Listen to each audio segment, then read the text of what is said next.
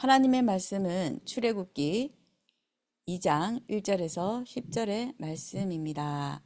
레위 가족 중 한 사람이 가서 레위 여자에게 장가들어 그 여자가 임신하여 아들을 낳으니 그가 잘생긴 것을 보고 석 달 동안 그를 숨겼으나 더 숨길 수 없게 되매 그를 위하여 갈대 상자를 가져다가 역청과 나무진을 칠하고 아기를 거기 담아 나일 강가 갈대 사이에 두고 그의 누이가 어떻게 되는지를 알려고 멀리 있었더니 바로의 딸이 목욕하러 나일강으로 내려오고 시녀들은 나일 강가를 거닐 때에 그가 갈대 사이의 상자를 보고 시녀를 보내어 가져다가 열고 그 아기를 보니 아기가 우는지라 그가 그를 불쌍히 여겨 이르되 이는 히브리 사람의 아기로다. 그의 누이가 바로의 딸에게 이르되 내가 가서 당신을 위하여 히브리 여인 중에서 유모를 불러다가 이 아기에게 젖을 먹이게 하리이까. 바로의 딸이 그에게 이르되 가라 하매 그 소녀가 가서 그 아기의 어머니를 불러오니 바로의 딸이 그에게 이르되 이 아기를 데려다가 나를 위하여 젖을 먹이라. 내가 그 삭설 주리라. 여인이 아기를 데려다가 젖을 먹이더니 그 아기가 자라매 바로의 딸에게로 데려가니 그가 그의 아들이 되니라. 그가 그의 이름을 모세라 하여 이르되 이는 내가 그를 물에서 건져내었음이라 하였더라. 아멘. 저와 여러분에게 각인시킬 것이 무엇이며 시대의 유일한 사역이 되는 것입니다. 무엇을 각인시켜야 되는지 그 내용이 시대의 유일한 사역이 되는 것인데요. 출애굽기 2장 1절에서 10절은 굉장히 어려움을 당했던 시기였습니다. 모세를 왕궁으로 보내기 전의 일이었습니다. 어려움이나 고난이 오게 되는 그 순간이 굉장히 많습니다. 왕이 히브리 남자 아이들이 태어나면 다 죽이라고 하는 명령을 내렸습니다. 이때 모세 어머니가 했던 일입니다.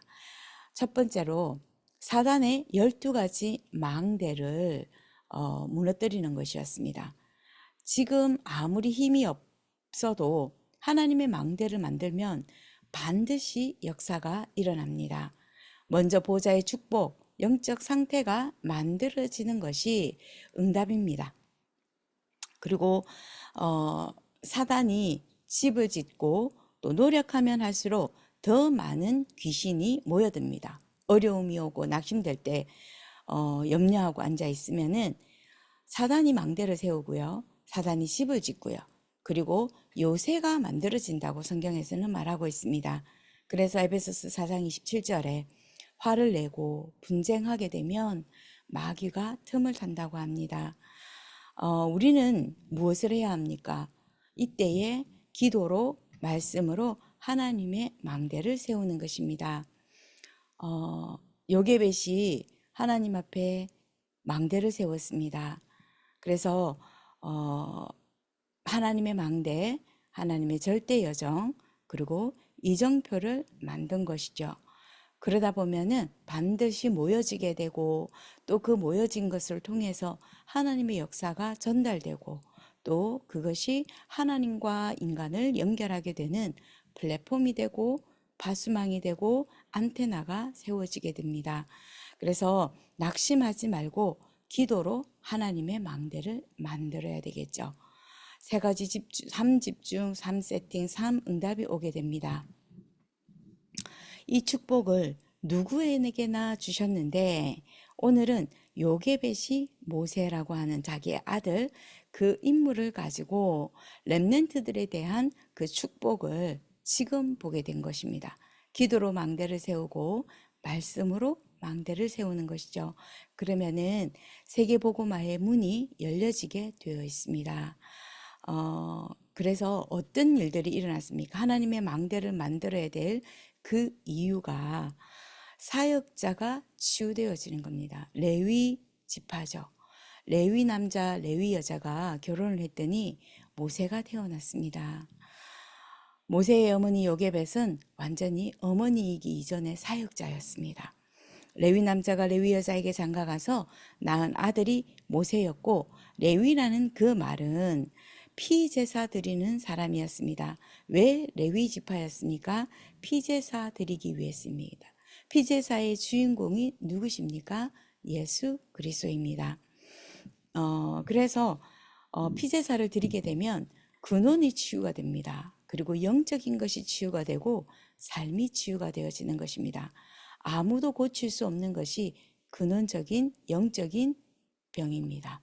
그래서 피제사를 드리게 되면은 반드시 근원적이고 영적이고 삶이 치유되지는 것입니다. 그리고 그 부모를 통해서 가문이 치유가 되고요. 부부가 치유가 되고 이 축복이 렘넌트에게 전달이 되는 것입니다. 특히 렘넌트에게 복음을 완전히 각인시켜야 됩니다.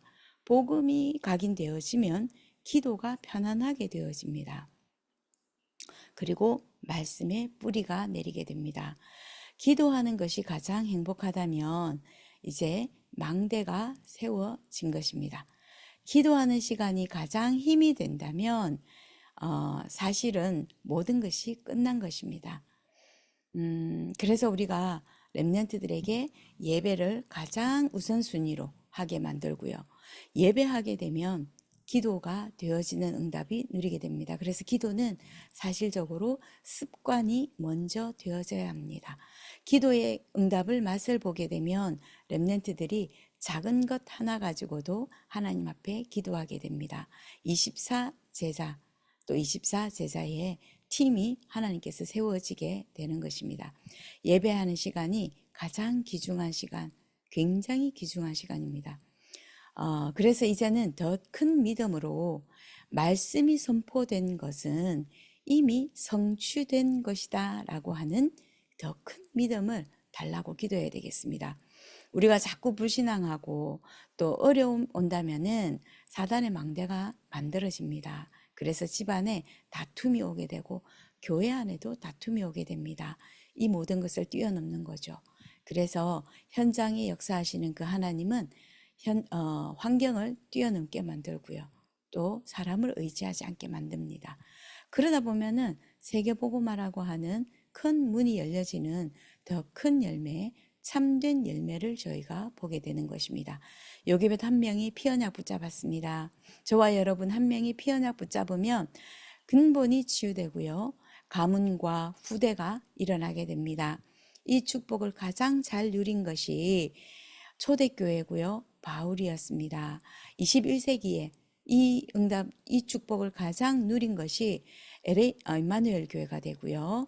그리고 저와 여러분이 되어지기를 기도하는 것입니다. 결론적으로 우리는 능력이 없지만 반드시 세계복음화는 이루어집니다. 우리가 세계복음화할 사람이 맞다면 우리가 가는 곳에 하나님은 모든 것을 준비시키십니다.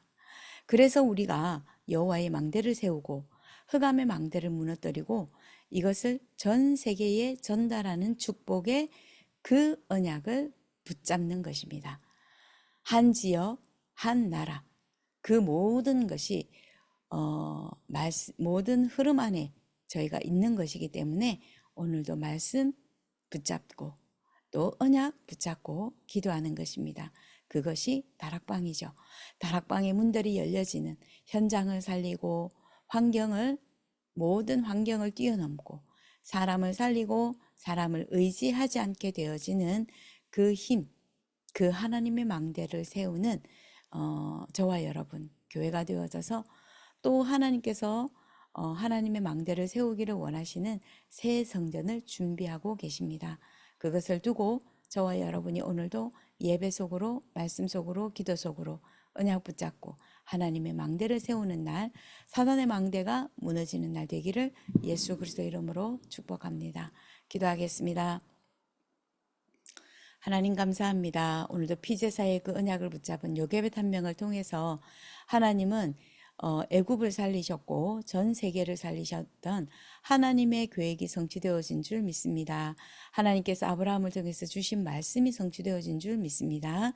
오늘도 다시 한 번 더 우리에게 주신 하나님의 그 말씀, 세계복음화의 모든 여정이 되어지는 그 언약을 붙잡고 예수 그리스도의 피 언약 붙잡고 피제사 드리는 날 되게 하여 주시옵소서.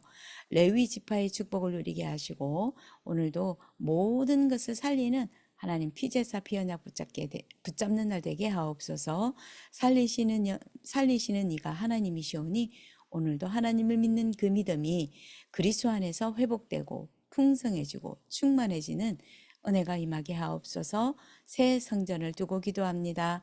하나님께서 예배하신 곳, 하나님께서 준비하신 곳, 그곳을 찾는 눈, 찾는 믿음을 회복시켜 주시옵소서. 예수 그리스도 이름으로 기도드립니다. 아멘.